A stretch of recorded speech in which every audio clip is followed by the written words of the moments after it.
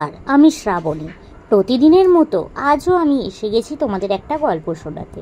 আমার এই গল্পের আসর চ্যানেলটিতে আমি তোমাদের রোজ বিভিন্ন ধরনের ছোট গল্প শোনাবার চেষ্টা করি। আমি যেহেতু একজন শারীরিক প্রতিবন্ধী, নিজের প্রতিবন্ধকতাকে ভুলে নিজের একটা পরিচয় তৈরি করব, সেই লক্ষ্যেই তোমাদের এই গল্প শোনানোর কাজটা শুরু করেছি। এই কাজে আমি তখনই সফল হব যখন তোমরা আমার বলা গল্পগুলো স্কিপ না করে গিয়ে পুরোটা শুনবে, আমার চ্যানেলটা সাবস্ক্রাইব করবে, লাইক করবে, কমেন্ট করবে ও একটু শেয়ার করে দেবে। আর এখনও অবধি যেসব বন্ধুরা আমার চ্যানেলটা সাবস্ক্রাইব করেছো তাদেরকে আমি অনেক অনেক ধন্যবাদ জানিয়ে আজকের গল্পটা শুরু করছি। তো চলো শুরু করে দিই। আজকের গল্পের নাম হচ্ছে একচক্ষু হরিণ।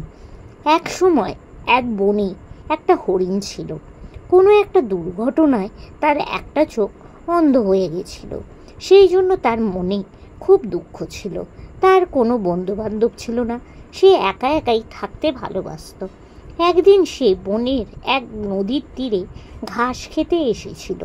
বিপদ যদি আসে তবে তা ডাঙার দিক থেকেই আসবে মনে করে তার ভালো চোখটা নিয়ে ডাঙার দিকে লক্ষ্য রেখে সে ঘাস খাচ্ছিল, যাতে শিকারি আসতে দেখলে সে পালিয়ে যেতে পারে।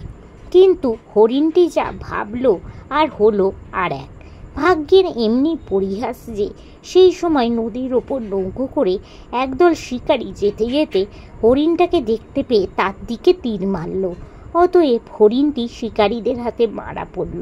মরবার সময় হরিণটি আফসোস করে বলতে লাগলো, হায়, বিপদ তো আমি ডাঙার দিক থেকে আসবে বলে মনে করেছিলাম, তাই ডাঙার দিকে তাকিয়েছিলাম। আমি সেই দিকে অর্থাৎ নদীর দিক থেকে যে বিপদ আসতে পারি সেটা তো আমি স্বপ্নেও ভাবিনি, অথচ মারা পড়লাম আমি সেই দিক থেকে ছোঁড়া তীর দিয়েই। নমস্কার।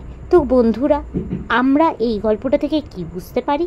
যে বিপদ সবসময় দিক ঠিক করে আসে না, যে কোনো দিক থেকেই বিপদ আসতে পারে। নমস্কার। তো বন্ধুরা, আজকের গল্পটা এখানে শেষ হলো। তোমাদের যদি ভালো লাগে প্লিজ একটা লাইক করে দাও, আমার চ্যানেলটা একটু সাবস্ক্রাইব করো ও শেয়ার করো। আর আমার বলা গল্পগুলো স্কিপ না করে গিয়ে পুরোটা শুনে আমাকে একটু সাপোর্ট করো। আজকের মতো আমি বিদায় নিচ্ছি।